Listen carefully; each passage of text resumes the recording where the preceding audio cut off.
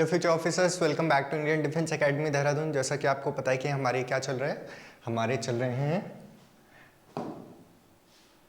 Current affairs for the month of January, और इसमें हमने already defence current affairs discuss कर लिए। आज हमारी बारी आती है indexes, committees, awards and honours के बारे में पढ़ने के। So without wasting any time let's get started. सबसे पहले हमारी क्या आती है, इंडेक्सेस।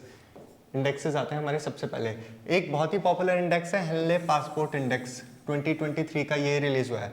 ये कौन रिलीज करता है? हेनले इंस्टीट्यूट रिलीज करता है, जैसे नाम से ही पता चल रहा है। ठीक है, तो पासपोर्ट इंडेक्स में ये बताते हैं कि कौन सी कंट्री का जो पासपोर्ट है वो सबसे ज़्यादा अच्छा है। ये कैसे डिसाइड करते हैं? देखो, बेसिकली क्या होता है कि कई सारी कंट्रीज हैं जहाँ पे हम बिना वीज़ा के जा सकते हैं।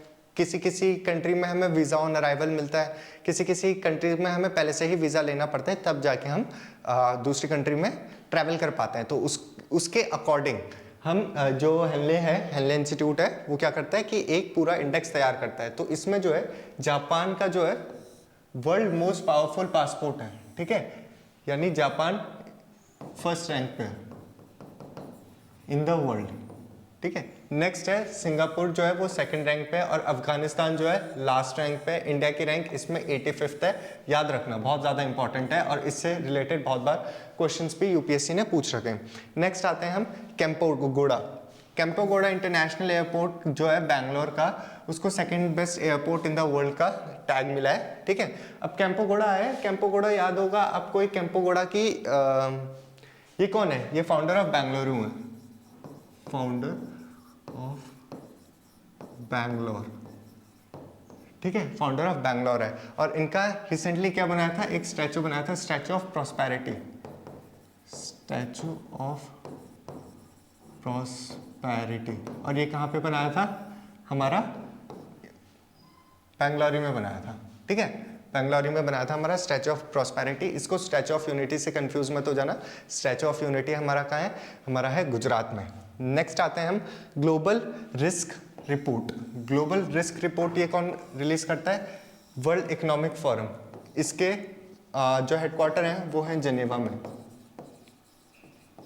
ओके, नेक्स्ट न्यूज आते हैं गौतम अडानी जो है हमारे वर्ल्ड के जो थे, ये थे second richest man, second richest person. ठीक है, पहले। अब क्या हुआ कि इनकी जो काफ़ी सारी कंपनीज है, अडानी ग्रुप्स बोल दो, इनकी अडानी ग्रुप्स जो बहुत सारी कंपनीज हैं, उनके रिलेटेड क्या एक हिंडनबर्ग एक इंस्टीट्यूट है, उन्होंने एक रिपोर्ट पब्लिश करी। उसमें ये बोला कि जो हमारे गौतम अडानी के बहुत सारे कंपनी हैं, इनकी जो वैल्यू है वो बहुत ज़्यादा है, इनके स्टॉक्स के प्राइसेस बहुत ज़्यादा, यानी कि एक साल में 1000% से भी ज़्यादा ग्रो कर रहा है।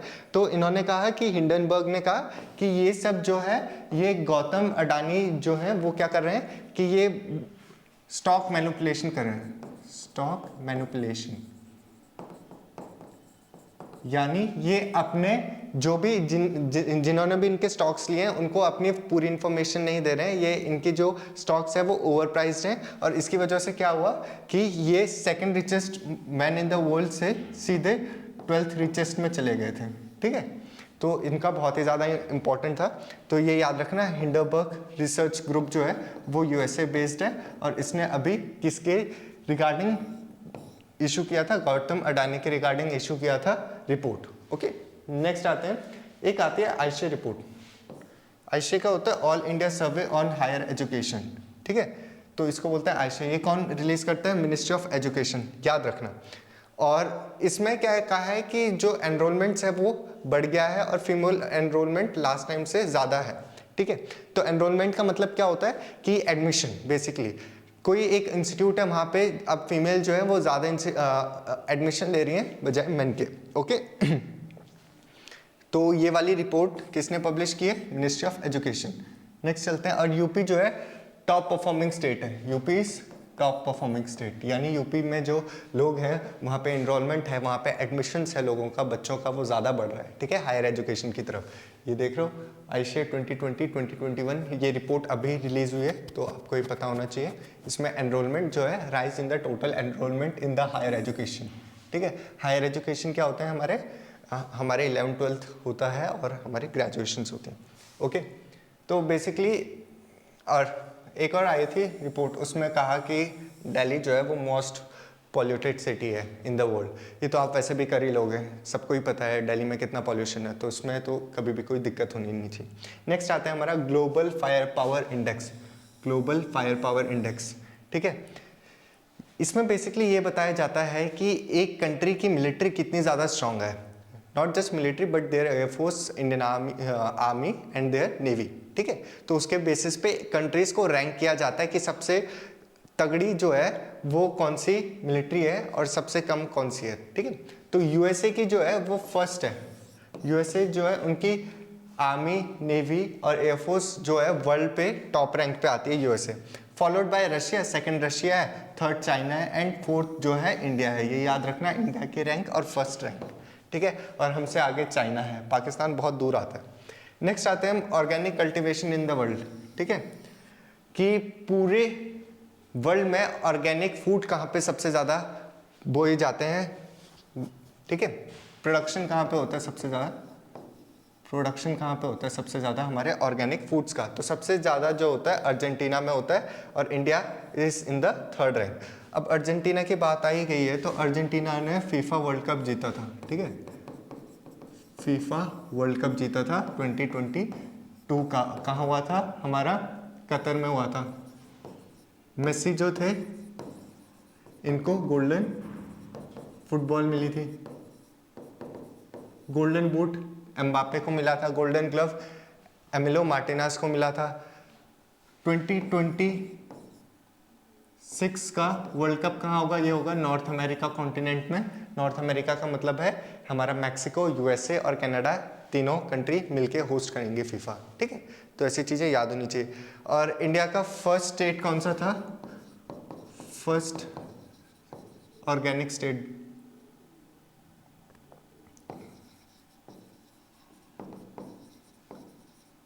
ये था हमारा गोवा, ठीक है। गोवा या सिक्किम में से कोई था, जहाँ तक मेरे को याद आ रहा है गोवा था और सेकंड शायद सिक्किम बना था, ठीक है। तो ये याद रखना। नेक्स्ट चलते हैं हम कमिटीज़ पे। कमिटीज़ में बेसिकली सबसे ज़्यादा जो कमिटी न्यूज़ में थी वो थी श्री नित्यानंद राय कमेटी। ये किसने बनाई, मिनिस्ट्री ऑफ होम अफेयर्स ने बनाई। तो बेसिकली क्या हो रहा था कि लद्दाख में, आपने 3 इडियट्स मूवी देखी है, 3 इडियट्स मूवी जिस पे रणछोड़ दास छाछर थे जिन्होंने उसका रोल किया था, जो एक्चुअल में थे उनका नाम सोनम वांगचुक है, ठीक है। वो लद्दाखी में रहते हैं, उनके बेस पे मूवी बनाई गई थी 3 इडियट्स, जिसमें उनका कैरेक्टर जो है रणछोड़ दास छाछर था, ठीक है। तो क्या हुआ कि उनके कहने के अकॉर्डिंग ये है, सोनम वांगचुक का कहना ये है कि जो लद्दाख है उसको स्पेशल स्टेटस मिला जाए ताकि वहाँ की डेमोग्राफी और वहाँ के ग्लेशियर्स वगैरह, वहाँ का जो इन्वायरमेंट है वो थोड़ा मैनेज खुद से कर पाए, ठीक है। ये लद्दाख यूनियन टेरिटरी ऐसा खुद मैनेज कर पाए, सारा कंट्रोल जो है सेंटर के पास नहीं होना चाहिए। तो इसीलिए वो प्रोटेस्ट कर रहे थे और उन्होंने क्या हंगर स्ट्राइक वगैरह भी रखी थी सोनम वांगचुक ने, और ये लद्दाख में हो रहा था। लद्दाख आपको पता है कि 370 आर्टिकल हटने के बाद, 370 आर्टिकल हटने के बाद जम्मू एंड कश्मीर एक यूनियन टेरिटरी बन गई थी, दूसरी कौन सी बन गई थी हमारी, लद्दाख। अब गवर्नमेंट का कहना यह है कि अगर सब लोग ऐसे ही करते रहे और सब स्पेशल स्टेटस मांगते रहे अपने स्टेट या यूटी के लिए, तो अगर हमने इनको दे दिया तो उसके बाद जम्मू कश्मीर दोबारा आ जाएगा कि हमें दोबारा 370 आर्टिकल जैसा कुछ दो, या दूसरे स्टेट्स आ जाएंगी, बोडोलैंड का अलग से आपको पता है कि क्वेश्चन चलता रहता है, फिर हमारे खालिस्तानी भी हैं, ठीक है। तो बहुत ज़्यादा केओस मच जाएगा। तो इसीलिए इन्होंने अभी तक एक कमेटी बनाई है जो खाली ये देखेगी क्या किया जाना चाहिए। तो श्री नित्यानंद राय कमेटी जो है मिनिस्ट्री ऑफ होम अफेयर्स ने बनाई है, जो इशू एड्रेस करेगी related to the protection of the Ladakh culture, language, land, employment and opportunities. Okay, जो लद्दाख है हमारा ये है। अब आपको मैंने ट्रिक बताई थी याद करने की, क्या, माउंटेन रेंजेस, काला जापी, ठीक है, यानी काराकोरम सबसे पहले आती है, नॉर्थ टू साउथ अरेंज करना है ये। काराकोरम सबसे पहले आती है, फिर लद्दाख, फिर जांस्कर, फिर पीर पंजाल, फिर लास्ट में आती है शिवालिक। ओके, अब यहाँ पे बात कर लेते हैं, ये जो है ये इंडिया और पाकिस्तान की बाउंड्री है जिसको LOC कहा जाता है। ये जो है हमारी LOC है, लाइन ऑफ कंट्रोल, और यहाँ पे जो है ये है हमारी LAC। LAC किस किस के बीच में, इंडो चाइना, ठीक है। LHC का मतलब होता है लाइन ऑफ एक्चुअल कंट्रोल, और इस पार्ट को हम बोलते हैं अक्साई चीन, अक्साई चीन। ठीक है, यहाँ पे इनलीगल कंट्रोल है किसका, चाइना का। नेक्स्ट चलते हैं। नेक्स्ट हमारे अवार्ड्स एंड ऑनर्स आते हैं। आपको पता ही है सब, गोल्डन ग्लोब अवार्ड्स में बेस्ट सॉन्ग जो है, बेस्ट ओरिजिनल सॉन्ग किसको मिला था, नाटो नाटो को मिला था। ये नाटो नाटो कौन सी है, तेलुगु फिल्म है RRR, उसको मिला था। ठीक है, और ये जो है डायरेक्ट की थी SS राजामौली ने, कंपोज किया था MM कीरावानी ने। ठीक है, तो ये आपको याद होना चाहिए। नेक्स्ट आते हैं हम गोल्डन ग्लोब अवार्ड्स में बेस्ट मोशन पिक्चर किसको मिला था, द फेबलमैन्स। ठीक है, ये स्टीवन स्पीलबर्ग ने बनाई थी द फेबलमैन्स, तो ये आपको याद होना चाहिए। नेक्स्ट आते हैं हम, नेक्स्ट क्या है, इंटरनेशनल प्रेस एकेडमी अवार्ड जो है, इंटरनेशनल प्रेस एकेडमी अवार्ड जो है गुजराती फिल्म छेल्लो शो को मिला है। छेल्लो शो का गुजराती में मतलब होता है the last film show.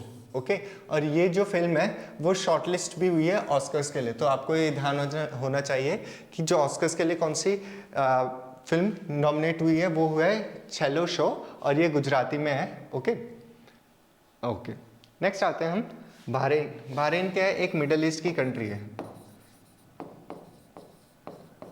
Middle east यानी होते हैं हमारे जहाँ पे कतर है, सऊदी अरेबिया है, वहीं पे हमारा जस्ट बाजू में बहरीन भी है। तो इनका एक अवार्ड होता है, ठीक है, ISA अवार्ड। ISA अवार्ड होता है बहरीन का हाईएस्ट सिविलियन अवार्ड। ठीक है, इसे टॉप, जैसे हमारे में भारत रत्न होता है ना, भारत रत्न होता है, वैसे ही बहरीन का रहता है ISA अवार्ड। इन्होंने ये किसको दिया है, नेपाल ओरिजिन के एक डॉक्टर हैं, डॉक्टर संदूक रुइथ। ठीक है, इनको मिला है। और ये क्या, ऑफ्थेल्मोलॉजिस्ट है। ये क्या होता है, आई डॉक्टर को बोलते हैं, आई डॉक्टर। ठीक है, तो ये आपको पता होना चाहिए। नेक्स्ट आते हैं हम कि प्रेसिडेंट जो है हमारी द्रौपदी मुर्मू, उन्होंने क्या किया, प्रधानमंत्री राष्ट्रीय बाल पुरस्कार अवार्ड दिया है 10 चिल्ड्रन को। और ये कौन सी मिनिस्ट्री के द्वारा दिया जाता है, ministry of women and child development. ठीक है, तो आपको ये पता होना चाहिए कितने लोगों को दिया है, कितने बच्चों को दिया है, 10 चिल्ड्रन को दिया। कौन सा, प्रधानमंत्री राष्ट्रीय बाल पुरस्कार अवार्ड। ओके ओके, तो यही हमारी शायद न्यूज़ थी, शायद कुछ और भी न्यूज़ थी हमारी।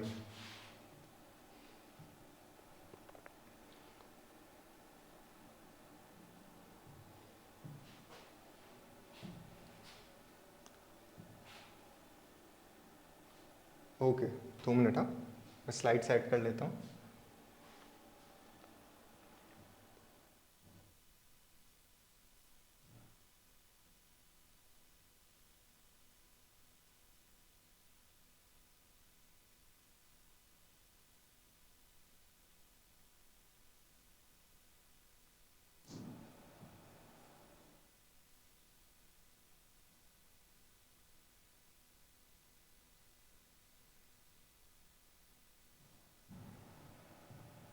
ओके, तो स्लाइड्स ऐड हो गई हैं, तो कुछ स्लाइड्स रह गई थी।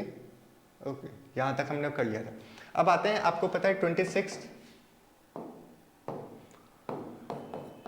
26 जनवरी को क्या मनाया जाता है, हमारा रिपब्लिक डे मनाया जाता है। और इसमें कौन थे हमारे LCC चीफ गेस्ट थे, कहाँ के थे, इजिप्ट के थे।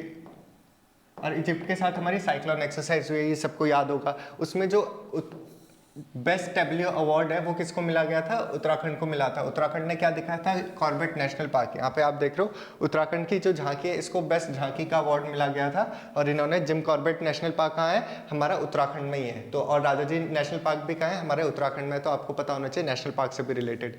और बेस्ट मार्चिंग ट्राई सर्विसेज, यानी हमारे इंडियन आर्मी, इंडियन एयरफोर्स और इंडियन नेवी में से किसको मिला है बेस्ट मार्चिंग, पंजाब रेजिमेंट को मिला है, आर्मी की। नेक्स्ट आता है हमारे बेस्ट मार्चिंग CAPF, वो मिला है सेंट्रल रिजर्व पुलिस फोर्स को मिला है। ओके, नेक्स्ट आते हैं हम, जो गुजरात का टेब्लो है वो मोस्ट पॉपुलर चॉइस सेगमेंट था। ठीक है, मतलब बहुत ज़्यादा पॉपुलर था हमारा गुजरात का सेगमेंट।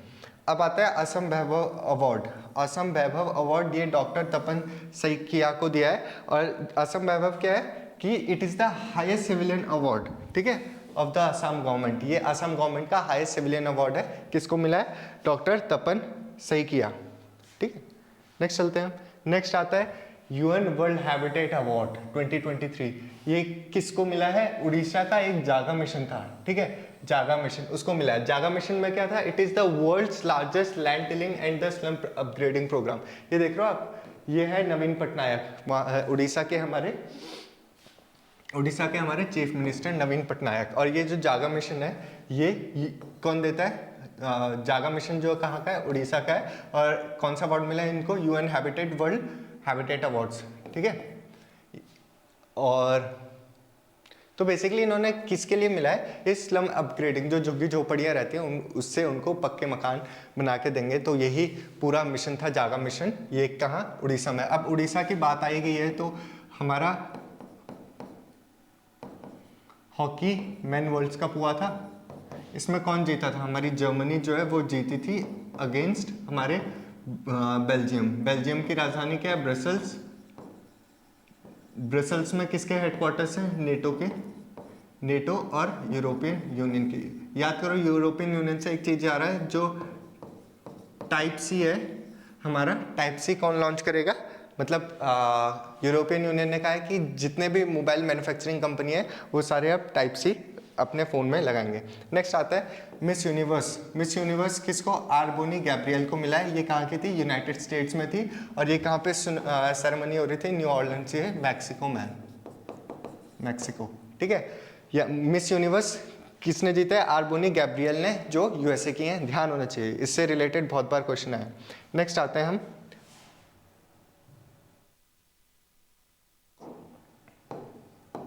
ठीक है। Next, Amazon is the world most valued brand. सबसे पहले कौन था? एप्पल जो था वो सबसे ज़्यादा वैल्यूड ब्रांड था। अब उसकी जगह किसने ले लिया? अमेजॉन ने ले लिया है, ठीक है। नेक्स्ट आते हैं पद्मा अवार्ड्स। पद्मा अवार्ड्स आपको पता है, हमारे पद्मा अवार्ड्स पहले सबसे पहले आता है भारत रत्न, पद्म विभूषण, पद्म भूषण और पद्मश्री, ठीक है। तो ये दिए हैं 6 पद्म विभूषण मिले हैं, 9 पद्म भूषण और 91 पद्मश्री अवार्ड्स। अब पद्म विभूषण बहुत ज़्यादा इंपॉर्टेंट है। पद्म विभूषण जो है वो बेसिकली 6 ही लोगों को दिया है, तो बहुत ज़्यादा इंपॉर्टेंट हो जाता है। और this is the second highest civilian honour, second highest civilian honour, ठीक है, ये याद होना चाहिए। पहला मिला है किसको? श्री बालाकृष्ण दोषी को। किसमें? ये कौन सी स्टेट से बिलोंग करते हैं? गुजरात से। और इनको आर्किटेक्चर की फील्ड में मिला है और इनके मरणोपरांत मिला है, मतलब पोस्टमसली मिला है। नेक्स्ट आता है हमारे श्री जाकिर हुसैन जो है, इनको आर्ट की कैटेगरी में मिला है। और कहाँ से बिलोंग करते हैं? ये महाराष्ट्र स्टेट से बिलोंग करते हैं। थर्ड आता है हमारे श्री SM कृष्णा, ये पब्लिक अफेयर्स की कैटेगरी में मिला है इनको। कहाँ से बिलोंग करने हैं? कर्नाटका से। नेक्स्ट आता है हमारे श्री दिलीप महानबलिस, इनको भी मरणोपरांत मिला है मेडिसिन की फील्ड में, वेस्ट बंगाल। याद होगा तो हमने बात करी थी ORS जो है, ओरल हाइड्रेशन थेरेपी जो है, ठीक है, वो किसने बनाया था? श्री दिलीप महानबलिस ने बनाया था। और इसीलिए इनको मेडिसिन की कैटेगरी में पद्म विभूषण मिला है। नेक्स्ट आते हैं श्री श्रीनिवास वर्धमान, इनको साइंस एंड इंजीनियरिंग की फील्ड में मिला है। और ये कौन सी USA कंट्री से बिलोंग करते हैं। और लास्ट आते हैं हमारे मुलायम सिंह यादव, इनको भी मरणोपरांत मिला है। मुलायम सिंह यादव की रिसेंटली डेथ हुई थी, तो इसीलिए इनको मिला है पब्लिक अफेयर्स में। और ये कहाँ से बिलोंग करते हैं? उत्तर प्रदेश से। तो इनसे क्वेश्चन आने के 100% चांसेस है, ठीक है, तो ये याद रखना। नेक्स्ट आते हैं हम, नेक्स्ट है हमारी लास्ट स्लाइड। हमारे distinguished scientist of the year award किसको मिला है? हमारे R विष्णु प्रसाद है, ठीक है, इनको मिला है। और ICC जो है हमारा इंटरनेशनल क्रिकेट काउंसिल जो है, इसने कुछ अवार्ड्स रिलीज किए थे, ठीक है, ये थे। ये men's ODI cricketer of the award किसको मिला है? पाकिस्तान के बाबर आजम को। Women's ODI cricketer of the award किसको मिला है? इंग्लैंड के नेट स्कीवर को। Men test cricketer of the award England के बेन स्टोक्स को। और मेन T20 किसको मिला है? International cricket of the year India के सूर्य कुमार यादव को। बहुत ज़्यादा इंपॉर्टेंट हो जाता है ये, ठीक है। तो यही हमारी थी अवार्ड्स एंड ऑनर्स से related for the month of January. आपसे मिलते हैं नेक्स्ट वीडियो में। टिल देन, जय हिंद, जय भारत।